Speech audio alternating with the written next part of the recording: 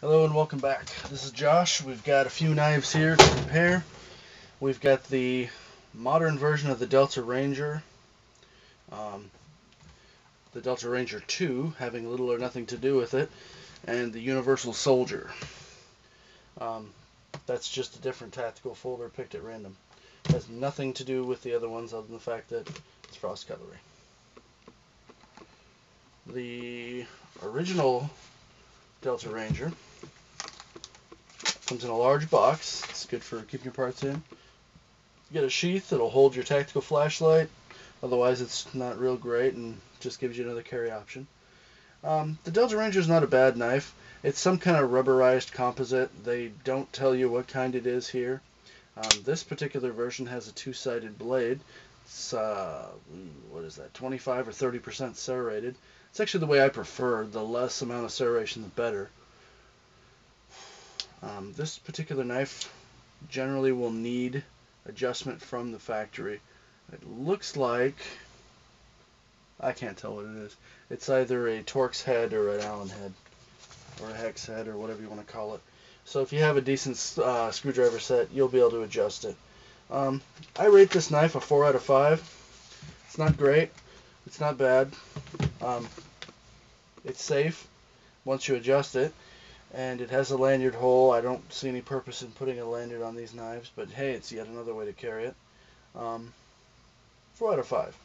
Okay, the second iteration of the Delta Ranger, I think they call them, the 2, uses their standard composite.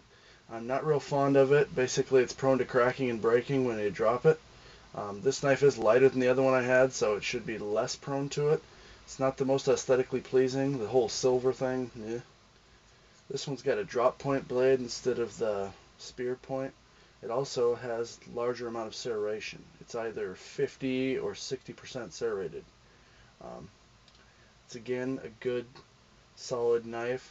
It is prone to over tightness of the liner lock. You'll have to adjust that. It looks like it takes the same kind of a tool for that purpose. The actual frame screws are Phillips head, and it is screwed into the composite. The composite is good. It's much better than the regular plastic. The plastic is not a strong enough material to screw into. That'll fail. This will fail after time, but not too bad.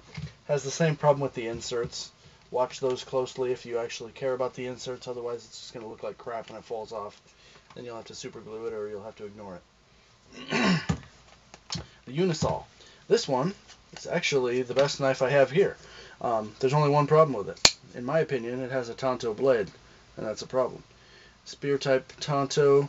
It's also one-sided. If you have a problem with that, either use a grinder, or if you're really hardcore, you could probably sharpen that, and over time you could make it a two-sided blade. You're not going to ruin anything by doing that. You're just basically making it triangular like it's supposed to be in the first place.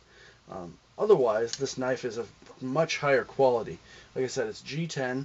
It's plenty substantial amount of that. It's also got a two-sided, one piece on either side, stainless steel frame.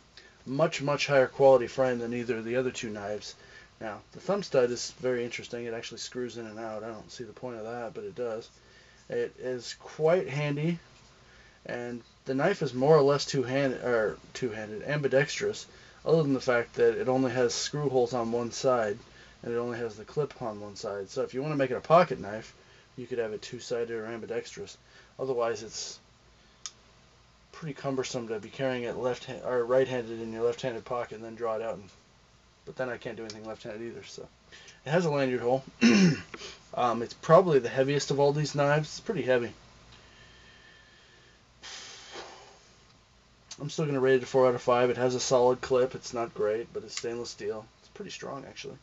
It's a little on the short side as far as length of the belt, so if you're going to use it on a belt, it's got to be a small one. Otherwise, it's going to need to be on a pocket. They're all pretty much pocket clips. I rate these all 4 out of 5. Tell you the truth. They're all far better than the Black Squall. They don't all have two-sided blades, and they don't all have as good of an edge, but you can always sharpen a knife. What you can't do is always replace the frame. If the frame is crap, the knife is crap. And guess what? The flame on the Black Squall is crap. There's another term for it. It's called plastic, but it means crap.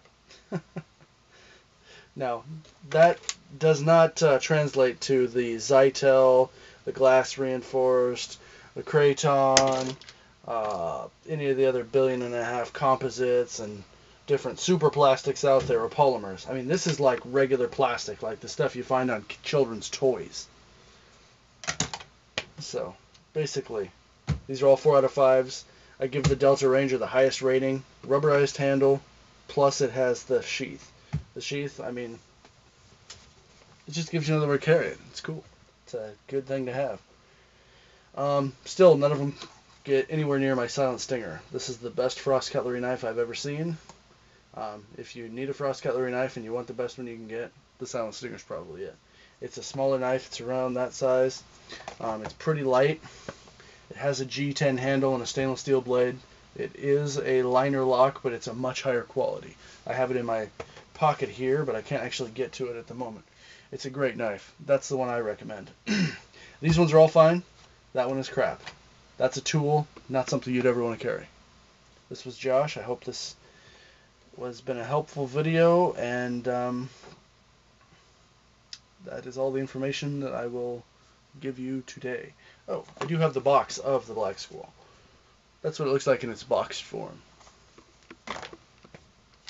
Alright. I'll talk to you guys later. God bless, and hopefully this was informative.